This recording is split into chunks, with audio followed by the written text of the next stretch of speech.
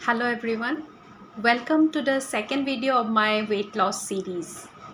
Today I am going to tell you about a simple, tried and tested way to reduce weight. But before that, we should always remember that we have to aim at reducing the body fat and not the very important muscle mass.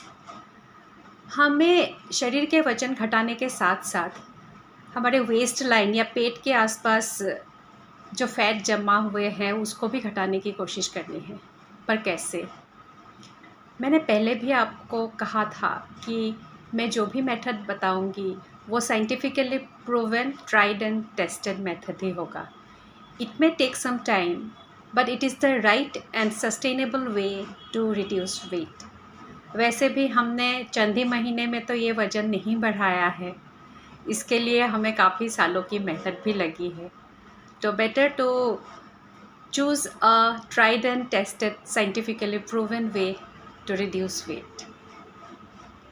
Before that, मैं ये बताना चाहूँगी कि मैं क्यों आजकल के popular कुछ डाइट प्लान जैसे कीटो डाइट या इंटरमिटेंट फास्टिंग फॉलो करने का सलाह नहीं देती हूँ। इसके दो वजह हैं।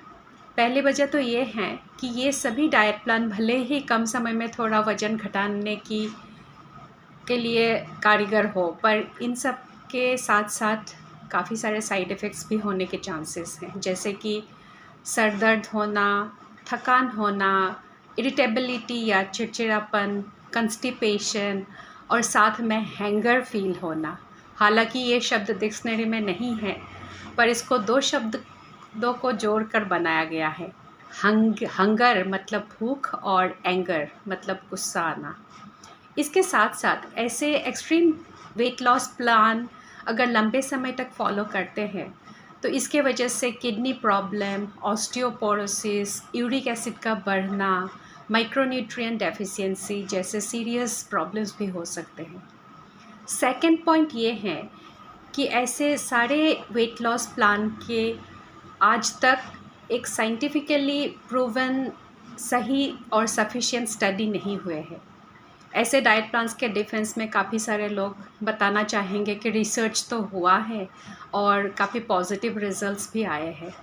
भले ही कुछ रिसर्च हुए हो और कुछ पॉजिटिव रिजल्ट्स भी आए हो, पर all these are not long term studies and most of these studies are being conducted on smaller groups, and many of them are conducted on animals and not on human beings.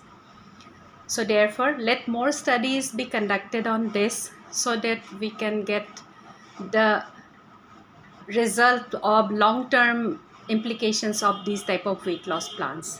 और तब तक हमें एक already scientifically proven और सही और आसान तरीका वज़न घटाने का अपनाना ही सबसे बेहतर होगा। आजकल के काफ़ी सारे डाइट प्लान्स और पहले से चले हुए काफ़ी सारे डाइट प्लान में से जो डाइट प्लान सबसे ज़्यादा जिनके बारे में स्टडी हुए हैं, जिनके ऊपर रिसर्च हुए हैं और जिनके बेनिफिट्स साइंटिफिकली प्रूव्ड है ऑलरेडी, वो डाइट प्लान हैं Mediterranean diet, DASH diet and MIND diet. इन सब डाइट प्लान्स के बारे में बाद में कभी बात करेंगे। अभी आते हैं हम कौन सा सिंपल डाइट प्लान अपनाने जा रहे हैं उसके ऊपर। तो इसके आंसर में मैं अगर कहूँ कि आप कोई डाइट प्लान फॉलो ना करो, बस सिंपल घर का खाना सही अमाउंट में खाओ और एक्टिव रहो, तो आपको कैसा लगेगा? असल में हमें कुछ हद तक वही करना है। अब सोचिए, हम लोगों के दादा दादी, नाना नानी कैसा खाना खाते थे और कैसा लाइफस्टाइल अपनाते थे। वो लोग अक्सर घर में बने हुए रोटी सब्जी, दाल चावल जैसा ही खाना खाते थे और साथ में वो लोग काफ़ी एक्टिव भी रहते थे और वैसे ही वो लोग फिट रहते थे। उस ज़माने में आजकल के जैसा फास्ट फूड, जंक फूड और ultra processed ready to eat foods, packaged food available नहीं थे, तो हमें कुछ हद तक वैसा ही एक लाइफस्टाइल अपनाना है। असल में हमारे वज़न बढ़ते हैं? The main reason of gaining weight is that whatever calories we are consuming, we are not utilizing them completely. मतलब हम खाने के ज़रिए जो एनर्जी या कैलोरी ले रहे हैं उसको हम पूरी तरह से यूटिलाइज़ या खर्च नहीं कर रहे हैं, जिसके वजह से जो एक्स्ट्रा कैलोरीज़ रह जाते हैं वो फ़ैट में कन्वर्ट होके बॉडी के अलग अलग हिस्सों में जाके जमा हो जाता है, जिस वजह से हम लोगों का वज़न बढ़ता है। तो अभी हमें क्या करना है, हमें जो कैलोरी हम लेते हैं उसको थोड़ा सा कम करना है और उसके साथ ही हमें बहुत ज़्यादा एक्टिव रह के ज़्यादा से ज़्यादा कैलोरी खर्च करना है। तो ऐसे ही हमें एक नेगेटिव एनर्जी बैलेंस या एक नेगेटिव कैलोरी बैलेंस क्रिएट करके हम बॉडी के एक्स्ट्रा वज़न घटाने में कामयाब हो सकते हैं। ये एक सिंपल सा फंडा है। इसके लिए आपको 16 से 18 घंटा भूखे रहने की ज़रूरत नहीं, या फिर आपके फेवरेट कुछ स्टेपल फूड जैसे रोटी, चावल ये सब छोड़ने की ज़रूरत नहीं है। It has already been proven that whatever weight loss is possible through a extreme weight loss plan, the same amount of weight loss can be made by adopting a calorie restricted diet. भले ही इसमें थोड़ा ज़्यादा वक्त लगे, पर यही एक safe और सस्टेनेबल तरीका है वज़न घटाने का। तो what we have to do in order to reduce half kg weight per week, you have to reduce 500 calories in your diet every day.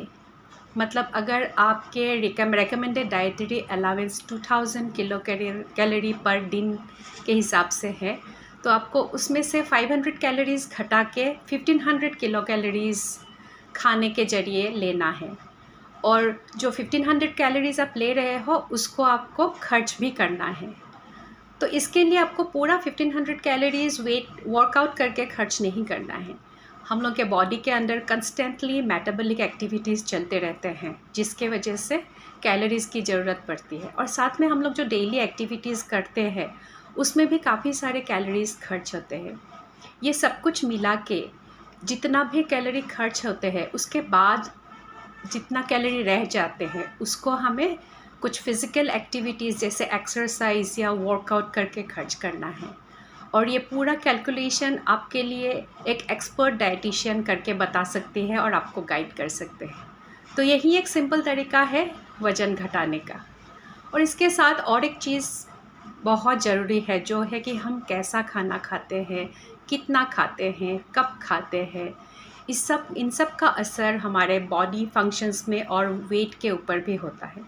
तो इसके बारे में मैं अपने अगले वीडियो में आपके साथ डिस्कस करूँगी। तब तक के लिए आप ये वीडियो देखिए और पसंद आया तो इसको लाइक और शेयर कीजिए और साथ में ये चैनल सब्सक्राइब भी कीजिए। Thank you.